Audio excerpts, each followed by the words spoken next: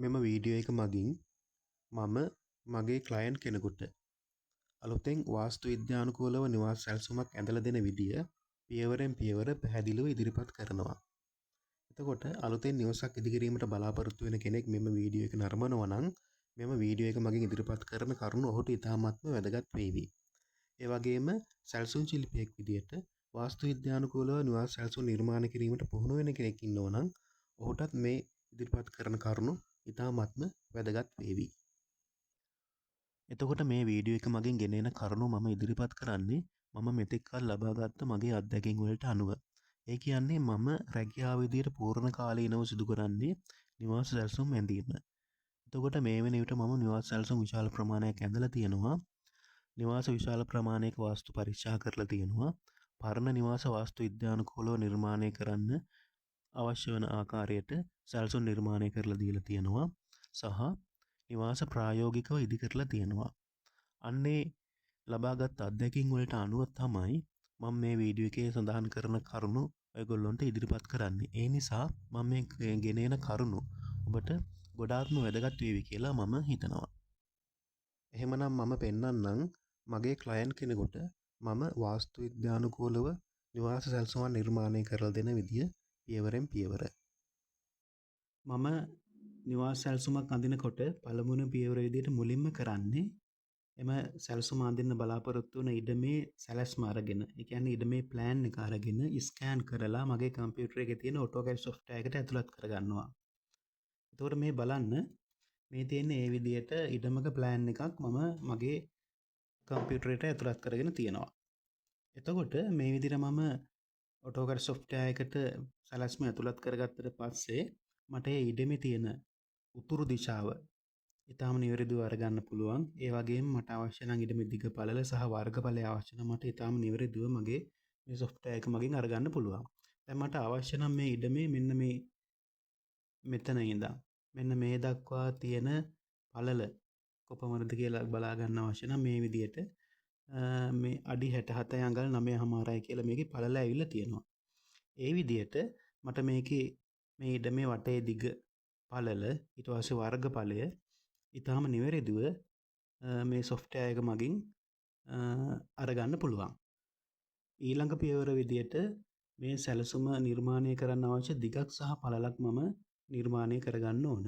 එතකොට මේ සැලසුමේ දිග සහ පළල මම තීරණය කරන්න ඕන මේ සැලසුම ඇතුළට අපි යොදන්න බලාපොරොත්තු වන අංගයන් ටික පහසුවෙන් යොදා ගන්න පුළුවන් ප්‍රමාණයේ දිගක් සහ පළලක් තමයි අපි තෝරගන්න ඕන. එතකොට හිතන්න මේ සැලසුම නිර්මාණය කරගන්න පැමිණි ක්ලයන්ට් ඉල්ලුවා කියලා හොඳට ඉඩකඩ තියෙන කාමර 3ක්, සාලයක්, කෑම කාමරයක්, කුස්සියක් සහ බාත්රූම් එකක් මේ නිවස ඇතුළත් වෙන්න ඕන කියලා ඉල්ලුවා කියලා හිතන්න. එතකොට මම මේ සැලසුමේ දිග සහ පළල අරගන්න ඕන අන්නේ අංගයන් ටික පහසුවෙන් මේ සැලසුම ඇතුළට දාන්න පුළුවන් වෙන ප්‍රමාණයේ දිගක් සහ පළලක්. එතකොට මම මෙතෙක් කල් සැලසුම් නිර්මාණය කරලා ලබාගත් අත්දැකීම් වලට අනුව මම හිතනවා මේ කියපු අංගයන් ටික ඇතුළත් කරන්න මේ සැලසුමේ පළල පැත්ත රියන් 13ක් විදියට දිග පැත්ත රියන් 17ක් විදියටත් අරගත්තොත් ප්‍රමාණවත් වේවි කියලා. එතකොට මම මේ ගාන මුලින් හිතුවට සමහර විට මේක ඇති වෙන්න පුළුවන්, මදි වෙන්න පුළුවන්. නමුත් මගේ එක්ස්පීරියන්ස් එකට අනුව මම හිතනවා මේ ගාන ප්‍රමාණවත් වෙයි කියලා. එහෙම හිතලා මම පළල විදියට රියන් 13කුත් දිග විදියට රියන් 17කුත් මම මේ සැලසුමට තෝරා ගන්නවා. මේ සැලසුම නිර්මාණය කරන්න අවශ්‍ය දිග සහ පළල අරගෙන මම මෙන්න මේ විදියට සුජුකෝණාසර හැඩේ කොටුවක් ඇඳගෙන තියෙනවා. එතකොට මේකේ පළල පැත්ත විදියට වඩු රියන් 13ක් එන විදියටත් දිග පැත්ත විදියට වඩු රියන් 17ක් එන විදියටත් තමයි මම මේ සුජුකෝණාසර කොටුව නිර්මාණය කරගත්තේ. එතකොට මෙතනදී විශේෂයෙන්ම කියන්න ඕන අපි සාමාන්‍යයෙන් නිවසක දිගක් සහ පළලක් තෝරගන්නකොට ඒ දිග සහ පළල අපි තෝරගන්න ඕන වඩු රියන් වලින් උත්තේ සංඛ්‍යාවක් එන ආකාරයට. එතකොට අපිට හිතෙන දිගක් සහ පළලක් ගන්න බෑ. ඒක අනිවාර්යෙන් වඩු රියන් වලින් ඔත්තේ සංඛ්‍යාවක් එන විදිහට තමයි අපි නිර්මාණය කරගන්න ඕන. එතකොට බලන්න මෙන්න මේ සැලසුමේ මම මෙන්න මේ පැත්ත වඩු රියන් 13 විදිහට ගත්තා, මේ පැත්ත වඩු රියන් 17 විදිහට ගත්තා.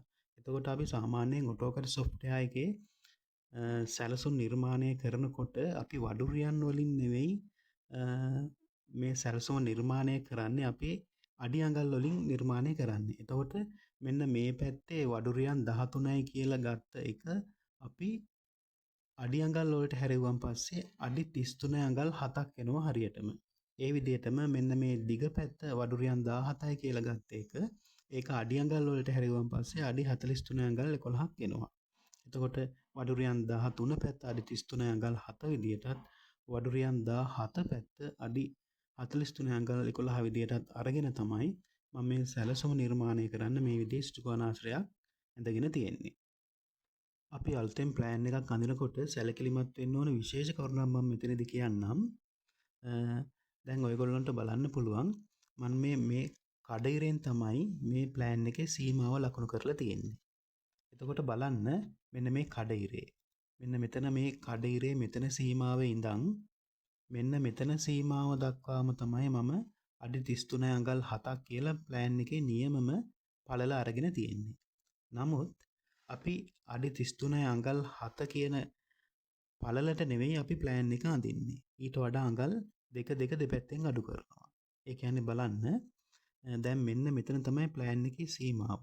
මෙතන ප්ලෑන් එකේ සීමාව මෙතන වුණාට මම ප්ලෑන් එක අඳින්න පටන් ගන්නේ අඟල් දෙකක් අතහැරලා. දැන් බලන්න මෙන්න මෙතන අඟල් දෙකක් අතහැරලා තමයි අඟල් දෙකක් ඇතුළට වෙන තමයි මම මේ ප්ලෑන් එක නිර්මාණය කරන්නේ. ඒ විදිහට මෙන්න මේ පැත්තෙනුත් අඟල් දෙකක් ඇතුළට වෙන තමයි මේ ප්ලෑන් එක නිර්මාණය කරන්නේ. ඒ විදිහටම මෙන්න මේ පැත්තෙනුත් මෙතනින් අඟල් දෙකකුයි මෙතනින් අඟල් දෙකකුයි අඩු කරලා තමයි මේ ප්ලෑන් එක නිර්මාණය කරන්නේ. එතකොට මම මේකේ ලනු ගහන්න දෙනකොටත් ලනු ගහන්න දෙන පළල විදිහට ලබා දෙන්නේ 33 අඟල් 7 නෙවෙයි. ඒකට මම ලබා දෙන්නේ මෙන්න මේ අඟල් දෙකක් අඩු කරලා ගත්ත සීමාව තියෙනවනේ. අන්නේ සීමාවෙන් ඉඳන් මේ පැත්තෙත් මේ අඟල් දෙකක් අඩු කරලා ගත්ත සීමාව තියෙනවනේ. අන්න ඒ සීමාව දක්වා තියෙන පළල තමයි මම ලනු ගහන ප්ලෑන් එකක් ලබා දෙන්නේ. ඒ කියන්නේ අඩි 33 අඟල් 7 දෙන්නේ නැහැ. අඩි 33 අඟල් 3 තමයි දෙන්නේ. ඒකට විශේෂ හේතුවක් තියෙනවා. මම මේ ගානෙන් ෆවුන්ඩේෂන් එක දාන්න දුන්නම් පස්සේ මේ ෆවුන්ඩේෂන් එක දාලා ඊට පස්සේ මේ ෆවුන්ඩේෂන් එකේ මේ පැත්ත කපරාරු කරලා ටයිල් එකක් ඇල්ලුවන් පස්සේ තමයි මෙන්න මේ අඟල් දෙකේ සීමාව පිරෙන්නේ. ඒ කියන්නේ මේ ගෙදර ෆිනිෂ් වෙනකොට ඒ කියන්නේ ෆවුන්ඩේෂන් කපරාරු කරලා ටයිල් එකක් අල්ලලා ෆිනිෂ් වෙනකොට තමයි අඩි 33 අඟල් 7 කියන සීමාව හරියටම එන්නේ. එතකොට මුලින්ම මම ලනු ගහන්න අඩි 33 අඟල් 7 දුන්නා. ඒ ගානට ඒ කියන්නේ මේ කඩිරේ සීමාවට මම දිග පළල පැත්ත ලබා දුන්නා නම් මේකේ කපරාරු කරලා ටයිල් එක අල්ලනකොට තව අඟල් දෙකක් විතර වැඩි වෙනවා. එතකොට මේ පැත්තෙන් අඟල් දෙකයි මේ පැත්තෙන් අඟල් දෙකයි වැඩි වෙලා තව අඟල් 4ක් විතර මේ ගෙදර දිගින් වැඩි වෙනවා. අන්න ඒ හේතුව නිසා තමයි මම මේ දෙපැත්තෙන්ම මේ පැත්තෙන් අඟල් දෙකයි මේ පැත්තෙන් අඟල් දෙකයි අඩු කරලා අඩි 33 අඟල් 3ට ලනු ගහන සීමාව දෙන්නේ. එතකොට මේක කපරාරු කරලා ෆිනිෂ් කරලා එනකොට තමයි හරිම ගාන 33 අඟල් 7 කියන ගාන හරියටම එන්නේ. අන්න ඒක විශේෂයෙන්ම මතක තියාගන්න ඕන. ඊළඟට මේ සැලසුමේ ඇතුලේ කොටස් ඩිසයින් කරන්න කලින් මම මේ සැලසුම අරගෙන ගිහිල්ලා ඉඩමෙන් තියලා බලනවා මේ සැලසුම ඉඩම මත පිහිටවන්න පුළුවන්ද කියලා. දැන් බලන්න අපි කලින් ඇඳගත්ත ඉඩම මත මම මේ සැලසුම් මෙන්න මේ විදිහට පිහිටවලා තියෙනවා. එතකොට අපි ඉඩම මත මේ සැලසුම් පිහිටවනකොට සැලකිලිමත් වෙන්න ඕන කාරණා කීපයක් තියෙනවා. ඒ කාරණා තමයි ප්‍රාදේශීය සභාවේ නීති රීති වලට අනුව එකඟ වෙන ආකාරයට අපි සැලසුම මේ ඉඩම මත පිහිටවන්න ඕන. ඒකම අපිට පුළුවන් නම් උතුරු දිශාවෙන් ඉඩකඩ තියාගන්න, ඊශාන දිශාවෙන් ඉඩකඩ තියාගන්න, නැගෙනහිර දිශාවෙන් ඉඩකඩ තියාගන්න පුළුවන් නම් වඩාත් හොඳයි. වාස්තු විද්‍යාවට අනුව උතුර ඊශාන නැගෙනහිර කියන පැති වලින් ගෙදරක ඉඩකඩ හොඳට තියෙනවා නම් ඒක වඩාත් හොඳයි. දැන් බලන්න මම මෙන්න මේකේ උතුරු දිශාව මෙන්න මේ අතර තියලා මාක් කරලා තියෙනවා. ඒ අනුව මම මේ උතුරු පැත්තෙන් ඉඩකඩ තියාගෙන තියෙනවා, ඊශාන පැත්තෙන් ඉඩකඩ තියාගෙන තියෙනවා, නැගෙනහිර පැත්තෙන් ඉඩකඩ තියාගෙන තියෙනවා. ඒ විදිහට මට ගැටලුවක් නැතුව මේ සැලසුම මේ ඉඩම මත පිහිටවන්න පුළුවන්. ඊළඟ පියවර විදිහට මම මේ සැලසුමේ පාද බෙදා ගැනීම සිදු කරනවා. වාස්තු විද්‍යාවේදී භාවිතා කරන නන්දා, භද්‍රා, ජයා, රික්තා, පූර්ණා කියන ක්‍රමයට අනුව මම මේ සැලසුමේ පාද බෙදා ගැනීම සිදු කරනවා. දැන් බලන්න මේ සැලසුමේ මෙන්න මේ පළල පැත්තේ තියෙන මෙන්න මේ දිග. මේ කියන්නේ මේ කොනේ ඉඳන් මේ කොන දක්වා තියෙන සම්පූර්ණ දිග මෙතනට අරගෙන මේ විදිහට මම කතර වලින් සමාන කොටස් 15කට බෙදාගෙන සුබ පාද වලට මම මේ විදිහට කොටු දාගෙන තියෙනවා. මේ විදිහට කොටු දාගෙන තියෙන සුබ පාද වලට. දැන් මේ හිස්ව තියලා තියෙන අසුබ පාද. ඒ විදිහට මම මේ පැත්තත් පාද බෙදා ගන්නවා. ඒ වගේම මේ පැත්තෙත් පාද බෙදා ගැනීම සිදු කරනවා. එතකොට පාද බෙදීම සම්බන්ධව මම මීට වඩා වැඩිදුර විස්තර කරන්න යන්නේ නැහැ. තව ටිකක් වැඩිපුර විස්තර අවශ්‍ය නම් මගේ පාද බෙදීම සම්බන්ධව වීඩියෝස් කීපයක් කරලා තියෙනවා. අන්නේ වීඩියෝස් බලලා වැඩි දුර අවබෝධයක් ලබා ගන්න පුළුවන්. ඊළඟ පියවර විදියට මම මේ සැලසුමේ දිශානතිය නිර්මාණය කරගන්නවා. දැන් අපි මෙතන ඉඩම මේ නිවසේ ඉඩම ඇතුළත් කරගන්නකොට අපි උතුරු දිශාවත් නිවැරදි ආකාරයෙන්ම ඇතුළත් කරගත්තා. එතකොට මේ උතුරු දිශාවට ගැලපෙන ආකාරයට මම මෙන්න මෙතන මාලිමාවක් නිර්මාණය කරගෙන තියෙනවා. දැන් බලන්න මේ මාලිමාවේ මම මේ එන්න අකුරෙන් මෙන්න මේ පැත්තට උතුරු දිශාව පෙන්වලා තියෙනවා. එහෙම එන්න අකුරෙන් උතුරු දිශාව පෙන්වලා ඔයගොල්ලන්ට පේනවා ඇති මේ වගේ අංශක 45ක කෝණයක්. ඒ කියන්නේ චීස් කෑල්ලක හැඩේ වගේ තියෙන මෙන්න මේ කෝණයක් මම මේ විදිහට ඉරි ඇඳලා පාට කරගෙන තියෙනවා. එතකොට ඒ ඉරි ඇඳලා පාට කරගෙන තියෙන මේ උතුරට අයිති වෙන පරාසය. ඒ විදිහටම මම මෙතනින් ඊ අකුරෙන් පෙන්වලා තියෙන නැගෙනහිර දිශාව. නැගෙනහිර දිශාව මෙහෙම පෙන්වලා ඒ නැගෙනහිර දිශාවට අයිති වෙන මෙන්න මේ පරාසය මම ඉරි ඇඳලා පාට කරගෙන තියෙනවා. ඒ විදිහට මම ප්‍රධාන දිශා 4 පාට කරගෙන තියෙනවා. අනු දිශා හිස්ස තියාගෙන තියෙනවා. එතකොට මෙන්න මේ විදිහට හදාගත්ත මේ මාලිමාව මම මෙන්න හරියටම මෙන්න මේ පොයින්ට් එකෙන් අල්ලගෙන ගිහිල්ලා මෙන්න මේ සැලැස්මේ සෙන්ටර් පොයින්ට් එකකින් මම අඳින ප්ලෑන් එකේ සෙන්ටර් පොයින්ට් එකකින් තියා ගන්නවා. එහෙම තියාගත්තාන් පස්සේ මේ ප්ලෑන් එකේ දිශානතිය බොහොම පැහැදිලිව ලස්සනට මේ විදිහට දිශානතිය අපිට බලා ගන්න පුළුවන්. ඊළඟට තියෙන්නේ මේ සැලසුමේ ඇතුළේ අංගයන් ටික නිර්මාණය කරගන්න. එතකොට ඔයගොල්ලෝ බලන්න මම මේ ඇතුළේ තියෙන අංගයන් ටික නිර්මාණය කරන්න කලින් මෙන්න මේ විදිහට පාද සටහන නිර්මාණය කරගත්ත සැලැස්ම මෙතනින් තියාගන්නවා. ඒ ළඟින්ම මේ විදිහට දිශානතිය දාපු මාලිමාව දාලා අපි දිශානතිය පැහැදිලිව හදාගත්ත මෙන්න මේ සැලසුමත් මේ විදිහට මම එක ළඟින් තියාගන්නවා. මේ දෙක එක ළඟින් තියාගෙන තමයි මේකේ ඇතුලේ තියෙන අංගයන් ටික නිර්මාණය කිරීම ආරම්භ කරන්නේ. මේ සැලසුමේ ඇතුලේ තියෙන අංගයන් ටික නිර්මාණය කරන්න කලින් ඒ අංගයන් ටික පිහිටවන ස්ථානය කොතනද කියලා බලා ගන්න ඕන. ඒ කියන්නේ කුස්සිය දාන්නේ කොතනටද? ප්‍රධාන නිදන කාමරය දාන්නේ කොතනටද? බාත්රූම් එක දාන්නේ කොතනටද? ආදී වශයෙන් ඇතුලේ තියෙන අංගයන් ටික ස්ථානගත කරන තැන අපි නිවැරදිවම කලින් හොයා ගන්න ඕන. ඒකට අපි භාවිතා කරන්නේ මෙන්න මේ දිශානතිය තියෙන සැලැස්ම. මේ දිශානතිය තියෙන සැලැස්මට අනුව තමයි මේක ඇතුලේ දාන අංගයන් ටික කොතනටද දාන්නේ කියලා තීරණය කරගන්නේ. සාමාන්‍යයෙන් සැලසුමක අංගයන් නිර්මාණය කරනකොට මම මුලින්ම නිර්මාණය කරන්නේ කුස්සිය. එතකොට වාස්තු විද්‍යාවට අනුව කුස්සිය දාන්න අපිට දිශා දෙකයි දීලා තියෙන්නේ. එකක් ගිනිකොන දිශාව, අනිත් එක වයඹ දිශාව. එතකොට මෙන්න මේ තියෙන්නේ මේ සැලසුමට අනුව මේ තියෙන්නේ මේ ගිනිකොන දිශාව. එතකොට අපි කුස්සිය දාන්න ඕන මෙන්න මේ දිශාවට. එහෙම නැත්නම් ඊළඟට මේ සැලසුමට අනුව මේ තියෙන්නේ වයඹ දිශාව. මෙන්න මේ වයඹ දිශාවට. එතකොට කුස්සිය දාන්න ඕන එක්ක ගිනිකොන දිශාවට, එහෙම නැත්නම් වයඹ දිශාවට. මේ දිශා දෙකෙන් එකකට අපිට කුස්සිය දාන්න පුළුවන්. එතකොට මම ඊළඟට බලනවා මෙන්න මේ ඉඩමත් එක්ක පවතින මේ සැලසුමට අනුව කුස්සිය වඩාත් ගැලපෙන්නේ කොතනද කියලා. දැන් මේකත් එක්ක බලනකොට මෙන්න මේ ස්ථානයට වඩා මෙන්න මේ ස්ථානේ තමයි කුස්සිය වඩාත්ම ගැලපෙන්නේ. ඒ නිසා මම කුස්සිය මෙතෙන්ට දානවා කියලා තීරණය කරනවා. ඊළඟට ප්‍රධාන නිදන කාමරය දාන්නේ කොතනද කියලා බලනවා. සාමාන්‍ය වාස්තු විද්‍යාවට අනුව නිරිත කෝණයට. මෙන්න මේ නිරිත කෝණයට ප්‍රධාන නිදන කාමරය දාන්න පුළුවන් නම් තමයි වඩාත් හොඳ. එතකොට මෙන්න මේ ඉඩමේ පිහිටීමට අනුව මෙන්න මේ ස්ථානයේ ප්‍රධාන නිදන කාමරයට ගැටලුවක් නැහැ. ඒක ගැලපෙනවා. ඒ නිසා ප්‍රධාන නිදන කාමරය මෙන්න මෙතෙන්ට දානවා කියලා මම තීරණය කරනවා.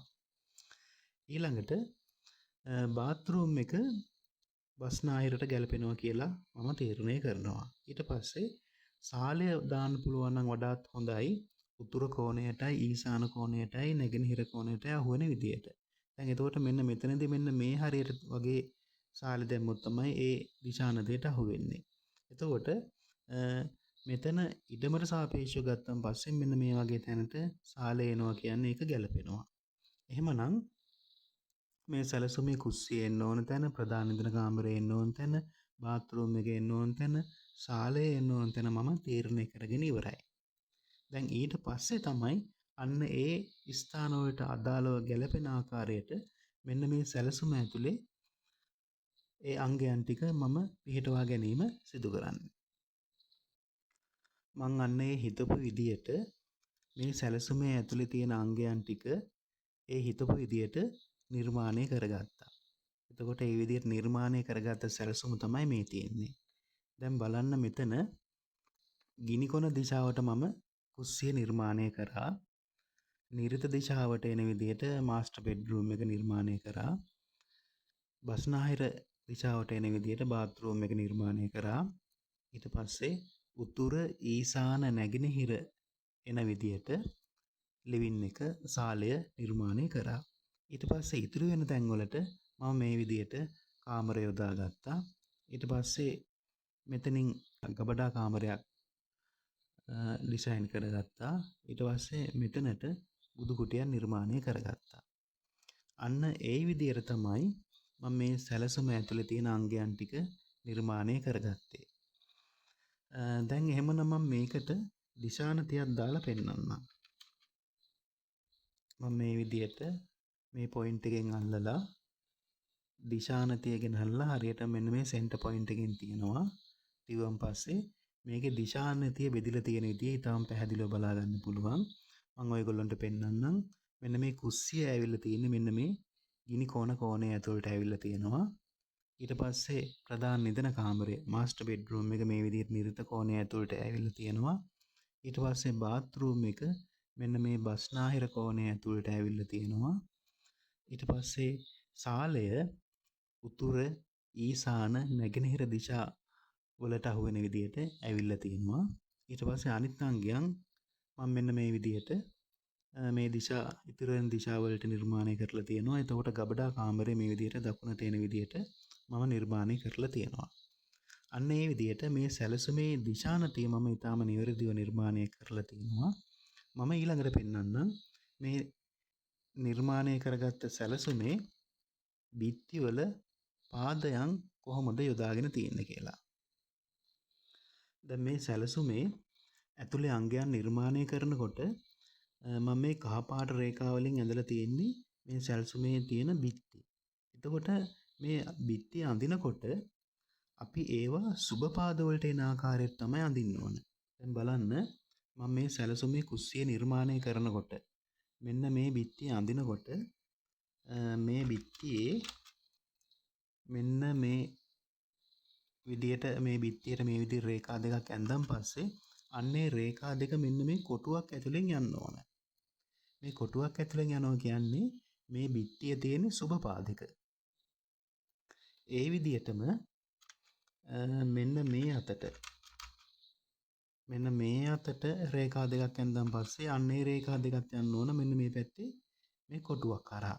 මේ කොටුවක් කරා යනවා කියන්නේ සුබ පාදයක් කරා යනවා. අන්නේ විදියට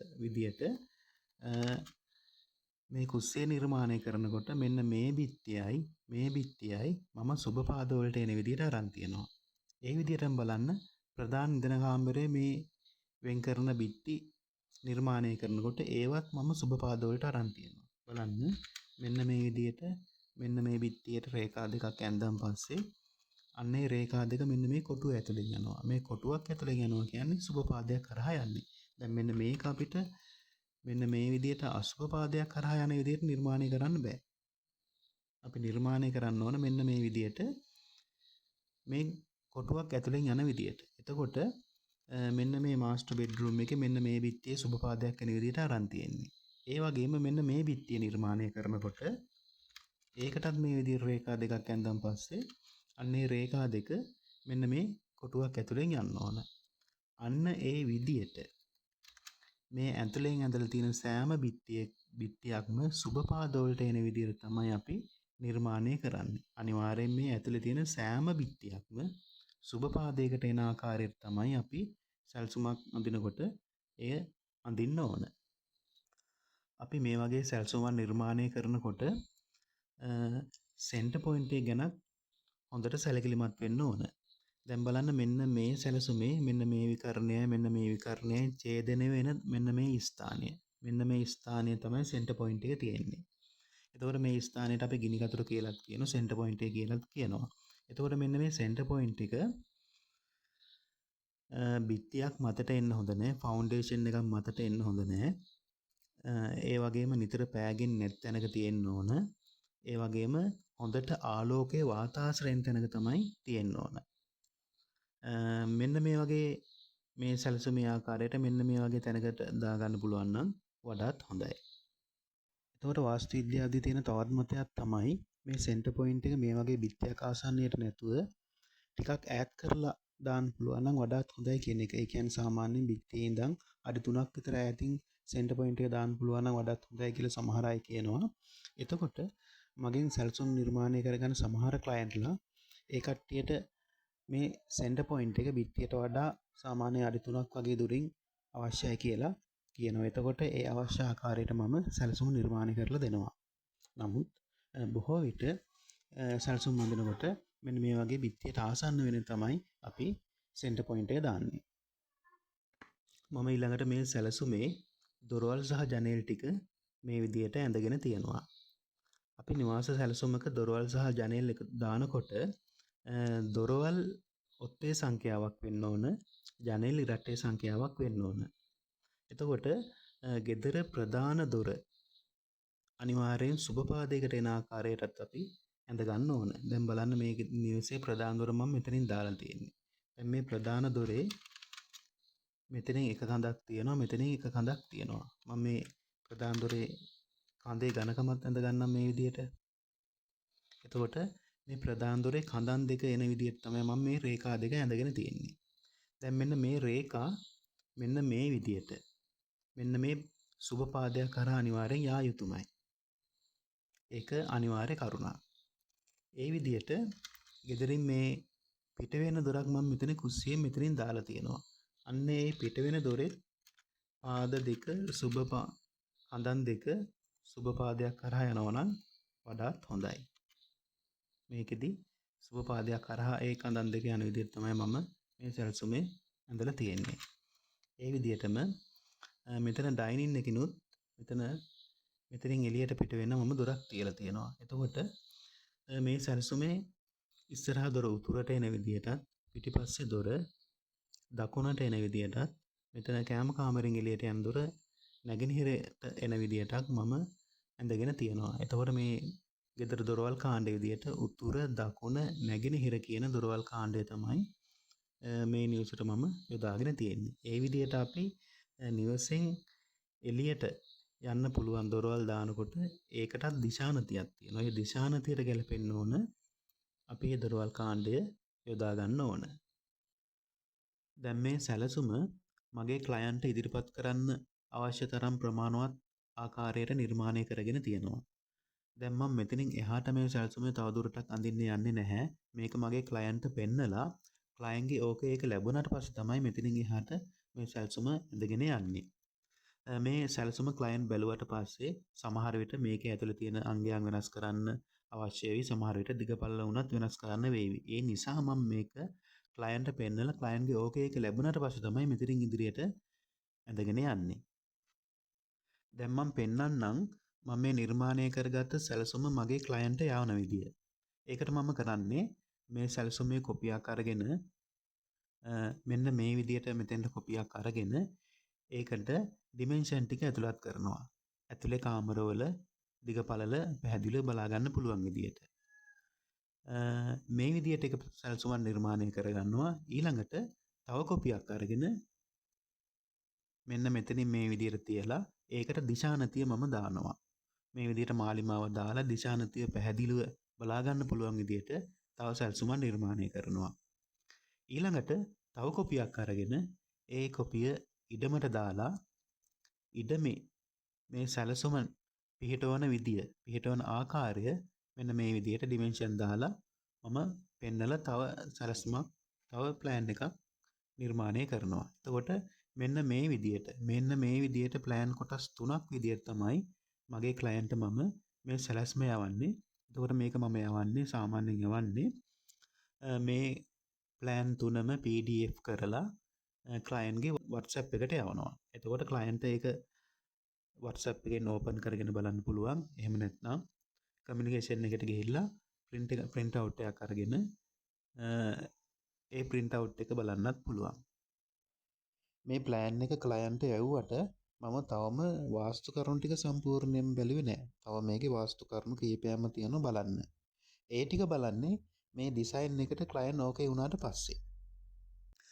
ක්ලයන්ට් ප්ලෑන් එක බලලා ඉවරුණාට පස්සේ ඒ ප්ලෑන් එක ගැන පැහැදිලි කරලා දෙන්න මම ක්ලයන්ට්ව අන්තර්ජාලය හරහා සම්බන්ධ කරගන්නවා. මම ඒ සඳහා Anydesk කියන software එකක් තියෙනවා. අන්නේ software එක හරහා මගේ ස්ක්‍රීන් එක ක්ලයන්ට්ට ෂෙයා කරනවා.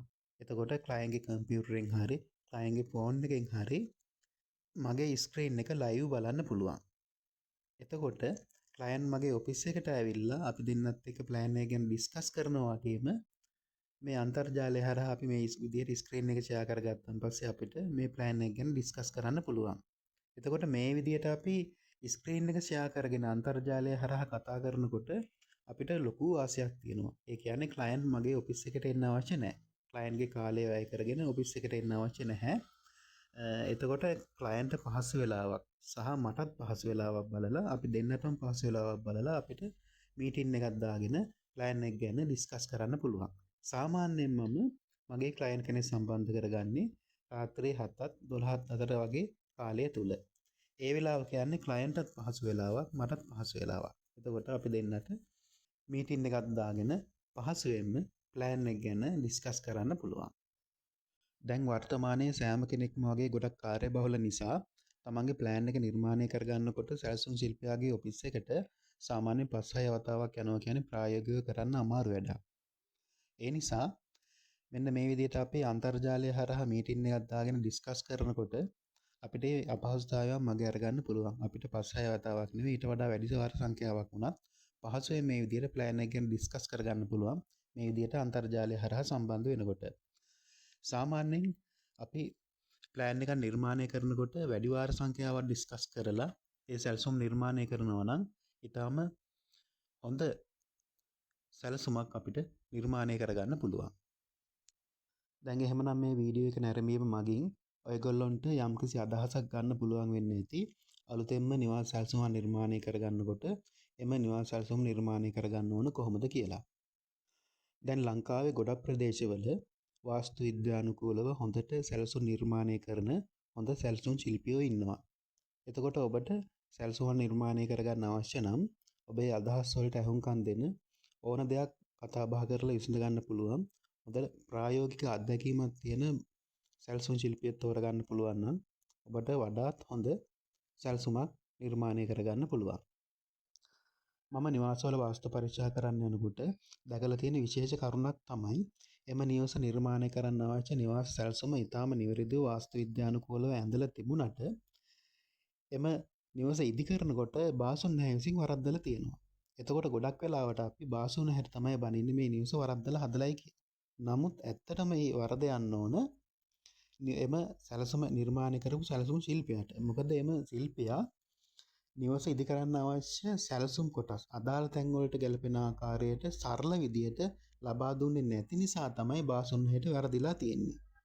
ඒ සැලසුම් ශිල්පියා විසින් සරල විදියට අදාළ තැන් වලට ගැලපෙන විදියට සැලසුම් කොටස් ටික ලබා දුන්නා නම් ගොඩක් වෙලාවට බාසුන් හැට වරදින ප්‍රමාණය අඩුයි. අන්න ඒ නිසා මම දැකලා තියෙන ගොඩක් තැන් වල බාසුන් නැහැ වරද්දලා තියෙනවා නම් ඒකේ අඩුපාඩුව තියෙන බාසුන් නැගේ නෙවෙයි ගොඩක් වෙලාවට ඇඳපු සැලසුමේ. අන්න ඒ නිසා සැලසුම් ශිල්පියෙක් සැලසුම් කොටස් ටික දෙනකොට බාසුන් හැර තේරුම් ගන්න පුළුවන් විදිහට සරල කරලා අදාළ තැන් වලට ලබා දෙන්න ඕන. එහෙම නැතුනොත් තමයි ගෙවල් ඉදි කරනකොට ඒ ගෙදර බාසුන් 6 අතින් වර්ධින්නේ.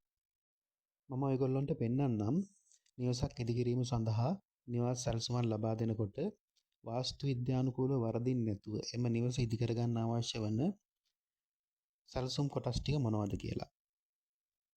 මේ තියෙන්නේ මගේ ක්ලයන්ට් කෙනෙකුට ඇඳපු සැලසුමක්. මේක තනි තට්ටුවේ නිවසක්, කාමර 4ක් තියෙන තනි තට්ටුවේ නිවසක්. මම මේ සැලසුමේ තියෙන කොටස් ටික ඔයගොල්ලන්ට පෙන්වන්නම්. දැන් මේ මුලින්ම තියෙන්නේ සැලසුමේ ග්‍රවුන්ඩ් ෆ්ලෝ එක.